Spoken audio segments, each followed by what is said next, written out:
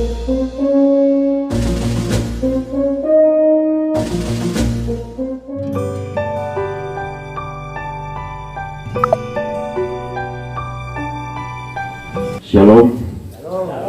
shalom, shalom. Bapak Ibu, saudara-saudara sekalian yang dikasihi Tuhan. Persoalan lain mungkin kita biasa-biasa saja. Persoalan kekurangan, persoalan kelaparan, persoalan berkelahi, itu kita anggap biasa. Tetapi persoalan kematian, ini sesuatu yang sangat luar biasa. Saya tahun yang lalu kehilangan ibu yang melahirkan saya, dan saya anggap ini sesuatu yang luar biasa karena pertama meninggal, terus saya juga tidak bisa menghadiri karena COVID yang kemarin dengan dia punya aturan-aturan yang begitu ketat. Terpaksa saya pasrahkan ibu yang melahirkan saya dikuburkan tanpa kehadiran saya. Ini sesuatu yang luar biasa, tapi saya anggap ini semua adalah keputusan Tuhan. Kita semua harus menerima itu, keluarga kita semua harus terima itu. Kemarin dulu saya dari Maibrat, tiba di Sorong jam 7 malam. Pak hamba Tuhan ini sampaikan bahwa Bapak Penatua Yakodias sudah dipanggil Tuhan jam 7 malam ya. Terus saya kasih tahu beliau, saya akan hadir, menghadiri, mengantar jenazah terakhir ke Liang Lahat sebagai tempat peristirahatan yang sementara. Kenapa saya katakan sementara? Karena kita percaya bahwa akan ada kebangkitan. Itu keyakinan kita semua bahwa akan ada kebangkitan.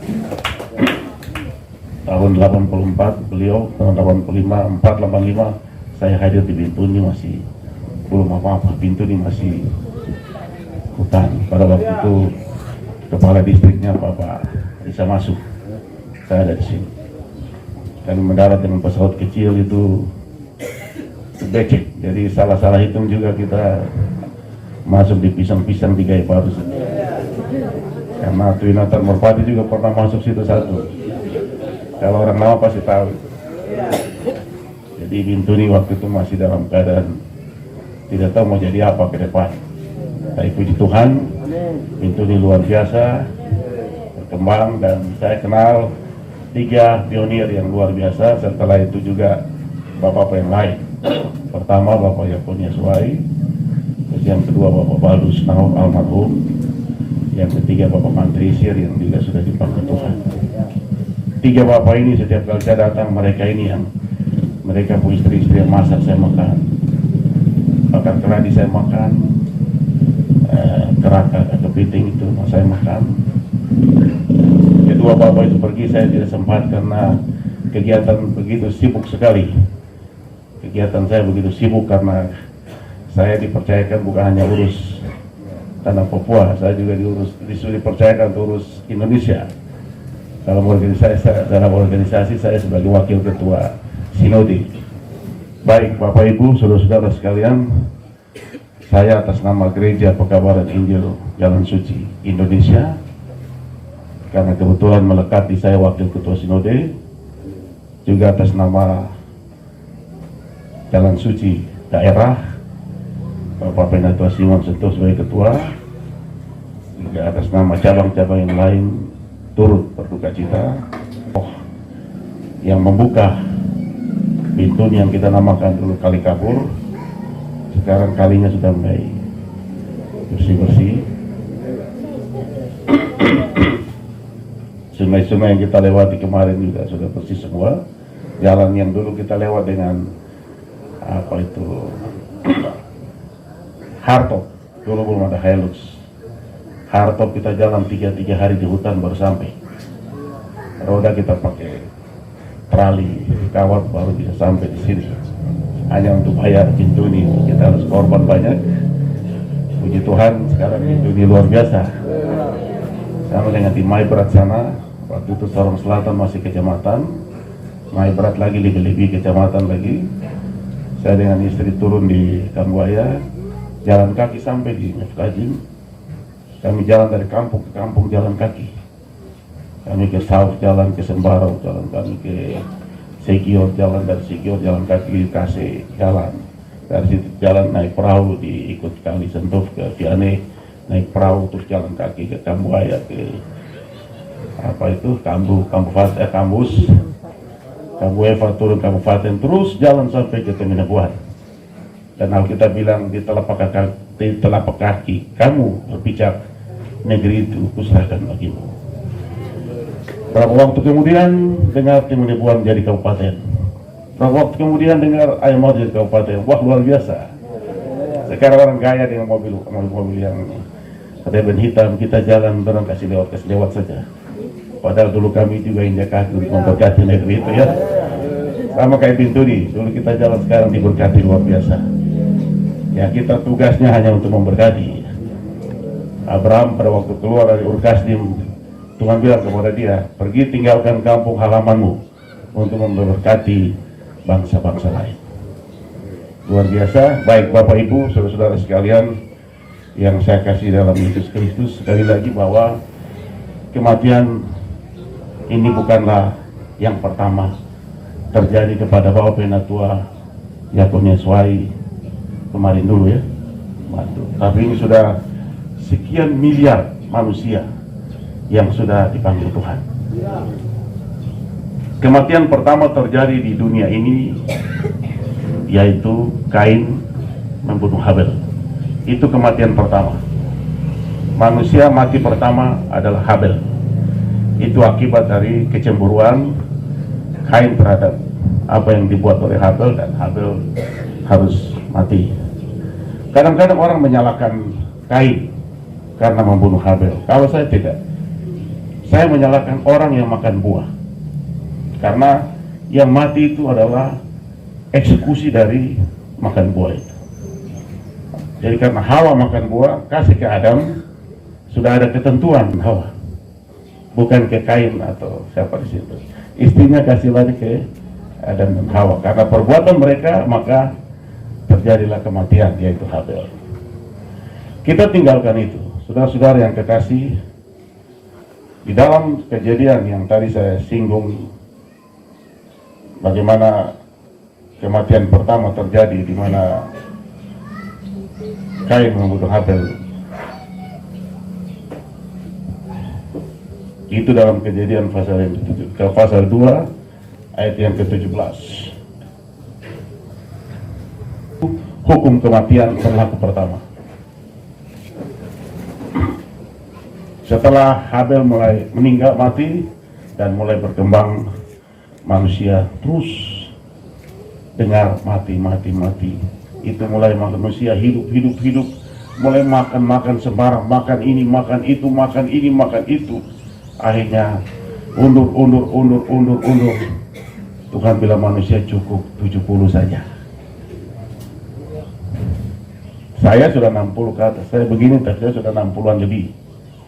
Jadi kalau saya sudah 62 sekarang, bulan depan saya 62. Jadi produktifnya sudah tinggal 8. Iya kan? Saya bukan bikin takut Bapak Ibu, tidak. Ini Alkitab bilang begitu. Manusia ditentukan 70 tahun. Itu produktif. Kalau dapat bonus, itu 80. Bapak ini luar biasa. Produktif 70, meninggal tahun 80 pas. 80, berarti bonus 10. Luar biasa. Siapapun manusia di dunia ini tidak bisa mengklaim bahwa dia ini akan hidup selamanya. Kalau dia sudah tahu bahwa nanti umurnya itu batas 70, bonus 80 lebih, apa yang harus dia buat? Pertanyaannya di situ. Apa yang dia harus buat selama interval waktu berjalan sebelum masuk kepada manusia ditentukan dalam 2 hal. Pertama, waktu. Yang kedua, cara.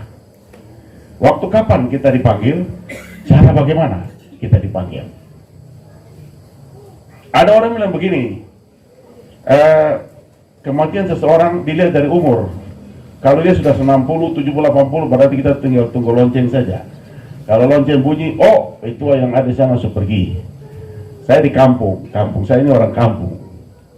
Di kampung ini kalau kami sudah dengar, oh PT yang itu, nenek yang ini sudah tidak bisa berdiri. Jadi kita tinggal tunggu lonceng saja.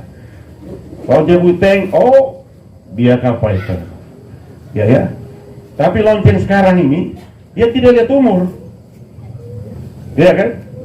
Lonceng yang sekarang bunyi-bunyi di gereja mana-mana itu, biar Pak itu tidur sampai berbulan-bulan. Tahu-tahu yang masih 15, 16 lonceng bunyi, dia pergi. Masih 30 lonceng sudah bunyi. Jadi kematian seseorang itu hanya ditentukan oleh waktu kapan dia harus pulang dan cara bagaimana dia harus pergi. Kenapa saya katakan begitu? Karena hukum kematian sudah berlaku. Semua manusia dalam kitab Kejadian pasal yang kedua, dia bilang begini, saya baca itu. Kitab Kejadian pasal 2 ayat yang ke-17. Tetapi pohon pengetahuan tentang yang baik dan yang jahat itu janganlah kau makan buahnya, sebab pada hari engkau memakannya pastilah engkau mati. Itu sudah hukum. Hukum yang dilanggar oleh Hawa dan memberikan makan kepada Adam, hukum itu sudah dilanggar sehingga hukum kematian berlaku. Sehingga manusia tidak bisa mengklaim bahwa dia akan hidup selama-lamanya. Saya sudah sampai di Israel dan saya sudah lihat semua nabi-nabi yang namanya di Alkitab sudah tidak ada. Tidak ada satupun rasul nabi yang mengklaim bahwa dia akan hidup, terkecuali Elia. Menurut Alkitab, Elia berangkat masih dalam keadaan hidup ke surga. Dia dijemput oleh kereta emas dan dia dibawa ke surga. Lain dari itu, semua harus melewat kematian. Saya harus beritahu kepada saudara bahwa kita ini datang dari sana. Kampung kita adalah surga. Kampung kita adalah Firdaus. Kampung kita adalah Taman Eden. Saya ingin tanya saudara, mau pulang kampung? Mau pulang kampung? Kalau kita bicara kampung, mereka ingin pulang. Tapi ingat, pulang kampung harus melewati kematian. Mau mati? Tidak mau. Saya juga tidak mau. Soalnya ini, kita pulang kampung lewat tanah yang ukuran 1x2. Itu persoalan. Orang tidak mau pulang. Tapi semua manusia harus pulang. Semua manusia harus pulang. Masyarakat kah? Jemaat kah? Pendeta kah? Presiden kah? Wakil kah? Menteri kah? Gubernur kah? Bupati kah? Camat kah? Semua harus pulang kah tidak? Pulang. Come back to the home. Artinya pulang ke rumah. Harus pulang. Karena kita semua dikeluarkan dari sana. Adam dan Hawa dikeluarkan dari Taman Firdaus dan dia harus kembali. Dalam kitab Yoel dikatakan pasukan itu sedang berbaris menuju ke Taman Firdaus. Berarti ada satu pasukan yang sedang kembali ke tempat dari mana dia diusir. Kita ini kan semua adalah turunan-turunan yang diusir. Karena pelanggaran Adam dan Hawa, dia diusir, kita juga ikut. Generasi ini dapat dia punya akibat. Diusir semua ya.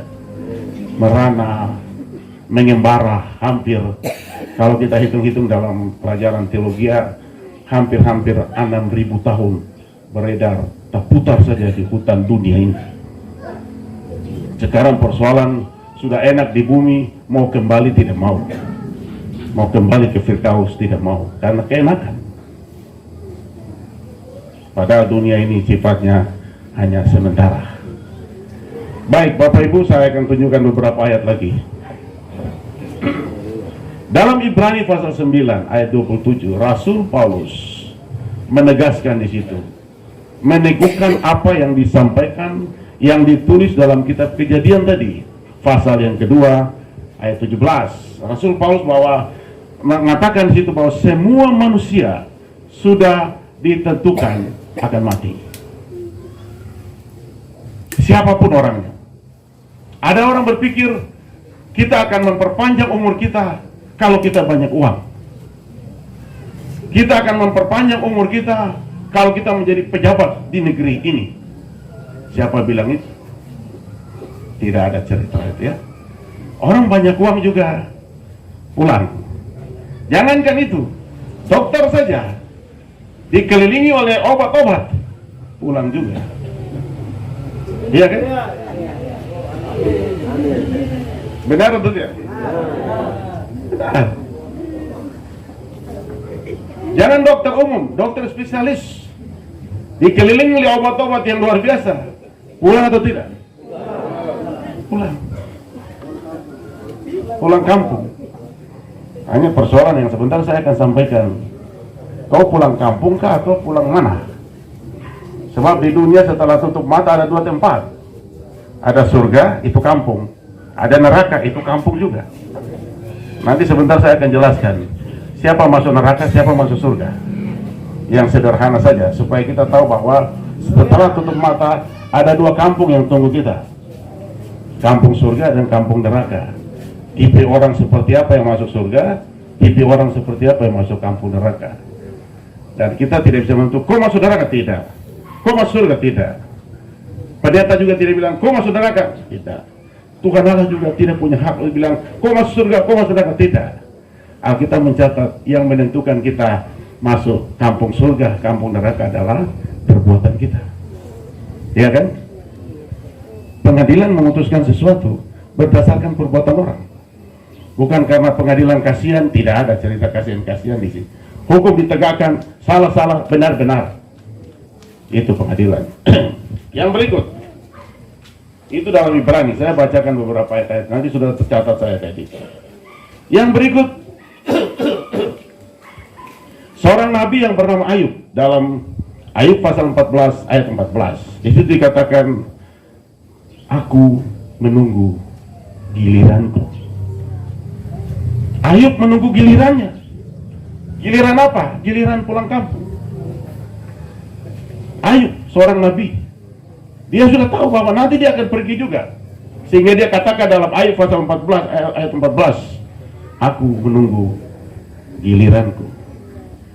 Ini untung Tuhan Allah ini dia tidak pakai panggilan menurut abjad.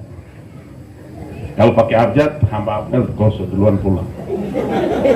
Karena A kebuka kan?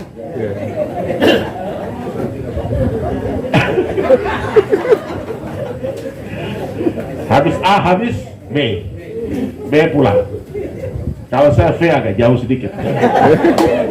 Tapi kamu yang punya A dan B, C, D itu giliran. Cepat pulang. Untung Tuhan tidak pakai abjad itu. Ya ya. Tuhan panggil sesuai dengan waktu Tuhan. Dia mau ZK, BK, CK, DK. Dia panggil sesuai waktu Tuhan. Itu untung ya, untung. Untung kalau huruf A, saya kira di dunia ini tidak ada orang yang pakai nama yang huruf A di depan. Kita semua antre di huruf paling terakhir, bagian bawah ya. Untung ya, untung. Apalagi habis A baru B, itu pasti A, B, C, D itu tidak ada nama yang di depan pakai huruf itu. Semua antre di bawah. Yang di VG itu paling belakang sana. Kamu semua pergi baru saya kunci ya. Saya juga, kita semua takut mati. Tapi kembali kepada waktu dan cara Tuhan. Ayub katakan begitu, aku menunggu giliranku.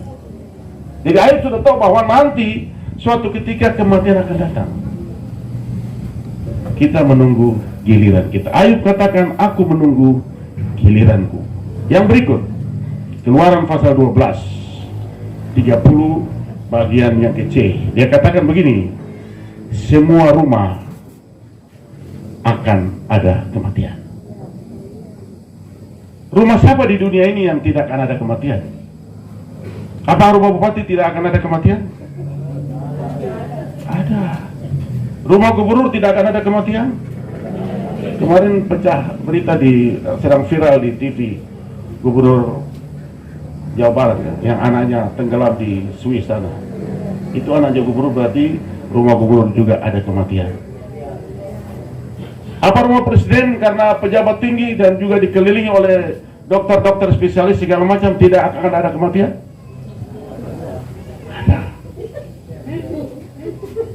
Oke, sudah, kita tinggalkan yang itu. Saya tanya dulu. Apakah rumah pendeta tidak akan ada kematian? Ada. Apakah rumah majelis tidak akan ada kematian? Semua ada. Kita mau sembunyi, mau jago apa? Tuhan Yesus juga mati. Kita berjago juga mati, apalagi kita ini. Iya kan? Tuhan Yesus juga pergi, mati. 3 hari bangkit. Apalagi kita ini. Iya ya.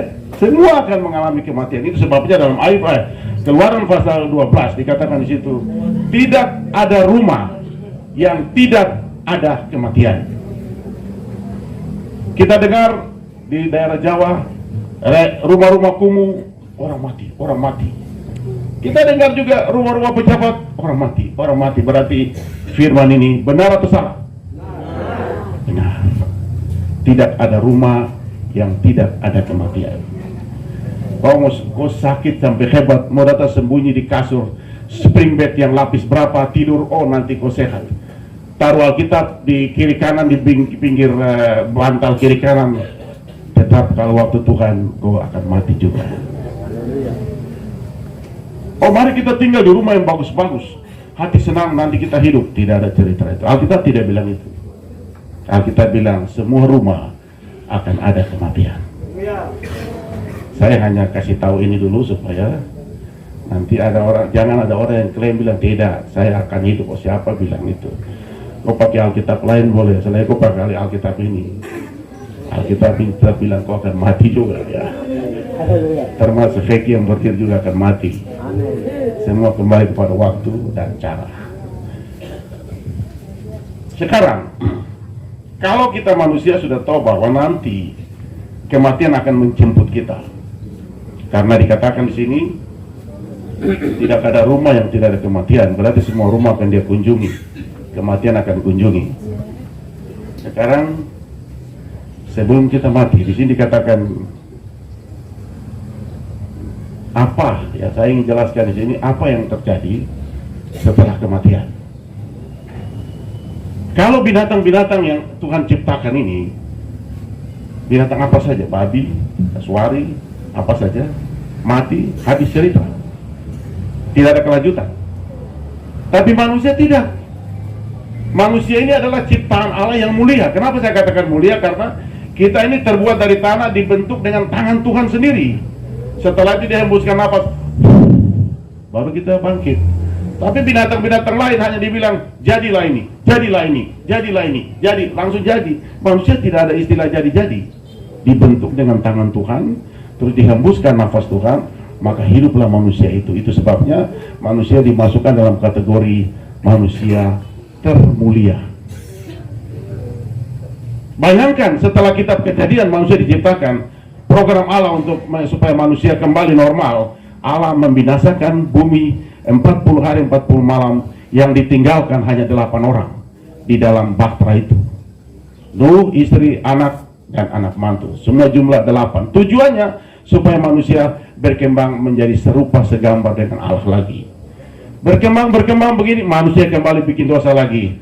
Hadirlah Yohanes pasal 3 ayat 16, karena begitu besar kasih Allah akan dunia ini, sehingga Yesus dihadirkan. Tujuannya supaya manusia yang diciptakan itu kembali mulia lagi. Luar biasa Tuhan buat kita ini. Kita menjadi manusia yang mulia.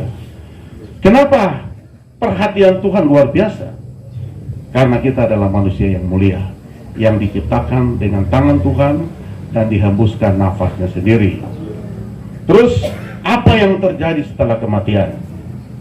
Dalam Ibrani pasal yang ke-9 ayat 27 bagian B, manusia sudah ditentukan akan mati. Setelah itu akan dihakimi. Jadi setelah mati menghadap Tuhan, manusia akan dihakimi. Hakim itu tujuannya, tugas hakim adalah menentukan mana salah dan mana benar. Itu tugas hakim. Tugas jaksa itu menuduh seseorang berdasarkan proses verbal yang dinaikkan oleh polisi. Tapi tugas hakim itu mempertimbangkan perbuatan si terdakwa dan hakim memutuskan. Itu tugas hakim. Nah, setiap manusia dikatakan setelah manusia mati akan dihakimi. Apa yang dihakimi? Itu sebabnya selama masih ada Pak Otia ya, masih hidup ini baik-baik dengan Tuhan, mabuk kas tinggal. Ini saya teman, jadi makanya saya main-main dia saja. Tahun 84, 85 saya datang, dia ada di sini. Dan puji Tuhan kami dua masih dikasih hidup, bernafas. Makanya kalau ada contoh Alkitab, saya lebih bagus pakai contoh dia saja. Dia tidak akan marah saya, karena kami dua kawan ya. Di barat sana, saya ini sudah MPL. Saya bilang, kau potong saya dulu. Akhirnya dia taruh parang, baru saya pimpin ibadah, baru urusan orang kampus urus di belakang. Jadi ya puji Tuhan, saya datang berapa kali dia masih ada sehat, hidup yang sisa dikasih buat Tuhan, supaya pada waktu pulang kampung nama kita tercatat di buku kehidupan ya. Kita tidak akan tinggal selamanya di bumi ini, kita semua akan pulang. Ada nama baru bisa masuk, tidak ada nama masuk di mana-mana, ada nama dulu baru masuk. Tidak ada nama, biar kau bilang saya om lah, ipar lah, bapak ade lah, tante lah, tidak ada nama, tidak ada cerita untuk kita bisa masuk ya. Jadi setiap manusia akan mati setelah itu dihukum, disidang, di pengadilan. Sebentar saya akan jelaskan apa yang disidang. Wahyu pasal 20, coba ibu hamba Miti tolong baca. Wahyu pasal 20 ayat 12. Dan Wahyu pasal 20 ayat 12. Baca itu.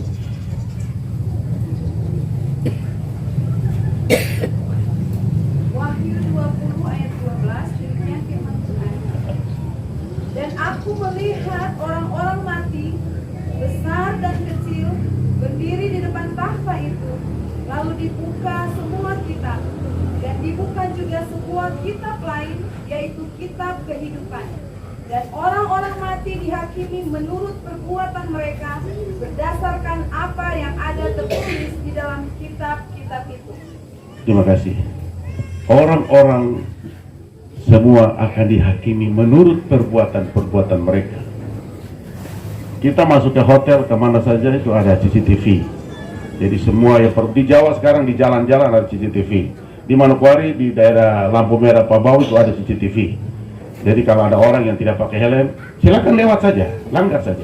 Kalau mau langgar, mau lihat lewat. Tapi nanti pada waktu pembayaran pajak per tahun itu semua numpuk di situ. Bah, kenapa dia naik? Ya, pelanggaranmu di jumlah sampai full. Nanti di situ, ya. Jadi silakan, tidak mau pakai helm silakan. Di Manokwari sekarang begitu. Mau langgar. Sekarang polisi tidak mau capek kejar-kejar orang. Karena kejar orang balik kejar orang lagi. Jadi dong pakai alat saja untuk tahan tetada situ ya. Macam sekarang itu PLN. Dulu PLN kan pakai meter biasa. Datang mau periksa tidak bayar, mau kasih putus dapat kejar. Sekarang dong pakai meter pulsa saja. Mau habis ya habis, terserah kau habis. Boleh baru hidup, kalau tidak ya terserah kau. Pakai lilin kah, pakai pelit terserah kau situ. Nah, dong mau datang kasih tahu, dong kejar. Ada sengaja taruh anjing jagat di dekat meter situ. Mau periksa dapat kejar dengan anjing. Sekarang tidak, ya polisi begitu ya. Polisi di Manokwari sekarang begitu, pasang CCTV. CCTV yang manusia bangun mempunyai keterbatasan. Tapi CCTV mata Tuhan tertuju ke semua penjuru. Di mana saja kita berada, Tuhan lihat, Tuhan tahu. Dan itu masuk dalam catatan Tuhan yang nanti kalau kita tidak akui itu di hadapan Tuhan, selagi kita masih bergerak dan bernapas, itu nanti akan dibacakan di depan pengadilan pada waktu kita diadili. Mau bilang tidak, oh tidak, ini semua terbukti, ada bukti. Istri mungkin kita sembunyi dari dia, sembunyi dari anak-anak, tapi bagi Tuhan tidak bisa kita sembunyi. Tuhan Maha tahu. Nah, tolong baca lagi Wahyu pasal 14 ayat 13. Wahyu 14 ayat 13, demikian firman Tuhan. Dan aku mendengar suara dari surga berkata, tuliskan, berbahagialah orang-orang mati yang mati dalam Tuhan sejak sekarang ini, kata Roh, supaya mereka boleh beristirahat dari jerih lelah mereka, karena segala perbuatan mereka menyertai mereka. Iya. Bapak Penatua Yakunias Y sudah beristirahat dengan tenang. Perbuatan-perbuatan baiknya akan menjadi saksi. Kita tidak perlu membawa pengacara. Kita tidak perlu membawa pembela. Karena perbuatan kitalah yang menjadi saksi, perbuatan kitalah yang menjadi pembela, perbuatan kitalah yang akan bercerita bahwa selama saya masih hidup, ini yang saya buat.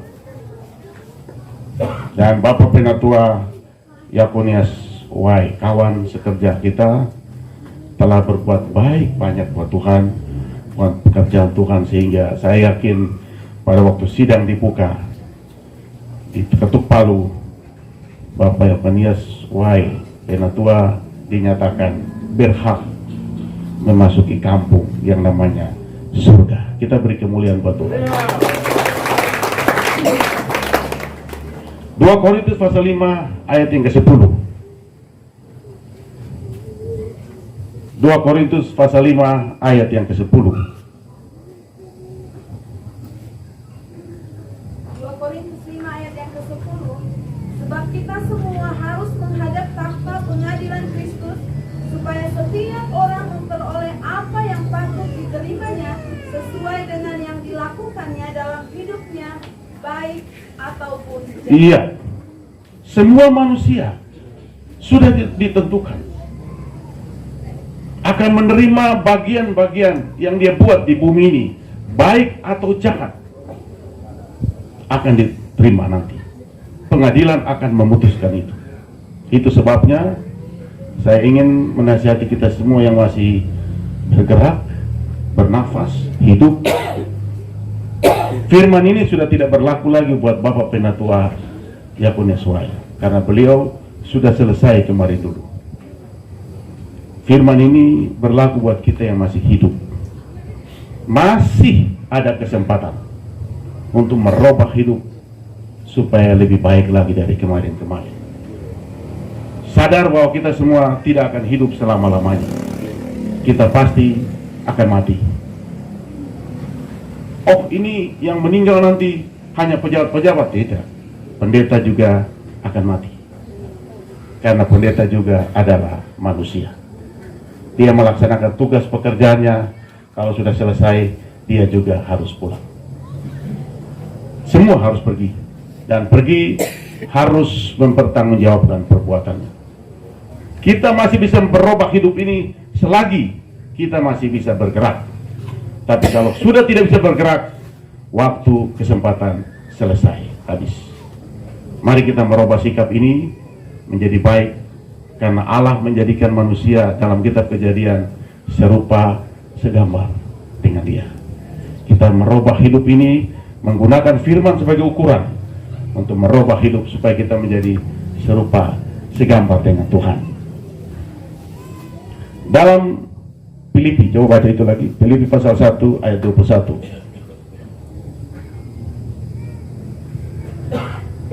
Filipi 1 ayat 21 demikian firman Tuhan. Karena bagiku hidup adalah Kristus dan mati adalah keuntungan. Cukup, makasih.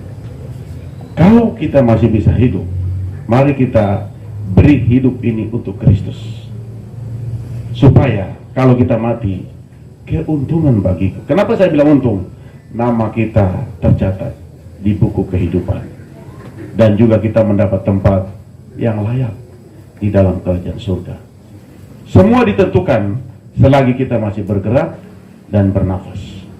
Kalau sudah mati, sudah tidak bergerak, mau minta maaf ke Tuhan Allah juga tidak bisa. Mau minta maaf kepada manusia juga sudah tidak bisa. Mulut sudah tidak mampu bicara, apalagi kalau nafas sudah putus. Tidak punya kekuatan lagi untuk, aduh, saya tadi belum putus, saya belum minta maaf ke mama, saya belum minta maaf ke tetangga itu, saya ada sumpah, saya bilang nanti kita dua tidak akan ketemu sampai mati. Tidak ketemu sampai mati, buat nanti ketemu di mana?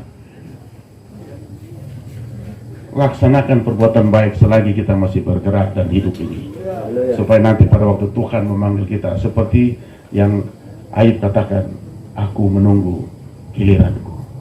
Ayub juga katakan, ya, di situ dibilang begini, kematian seseorang kematian manusia itu hanya selangkah ke depan.